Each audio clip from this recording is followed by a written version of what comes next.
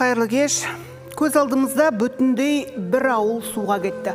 Тасқын суы ауылын ағызып кеткен елдің жан айқайы жазылған бейне жазбалар тарап жатыр. Кешелі бері су ортасында қалған трактордың да видеосы тараған еді. Көп ұзамай техника үстінде құтқару қызметін сағаттап күткен екі азаматтың трактормен қоса ағып кеткені белгілі болды.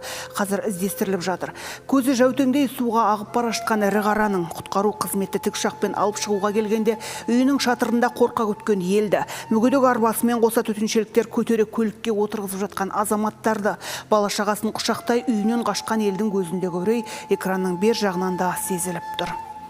Еліміздің бірнеше өңірін су басты. Бүгінге белгілі ақпарат бойынша 297 тұрғын үй су астында қалған. Су тасқыны қаупі бар аймақтардан 1431 адам құтқарылған, оның 312-сі балалар. Төтенше жағдай министрлігі Ақтөбе, Ақмола, Қостанай, Батыс Қазақстан және Абай облыстарында су басу қаупі сақталады деп хабарлады. Су басқан өңірлердегі жағдай туралы келесі бейнематериалда.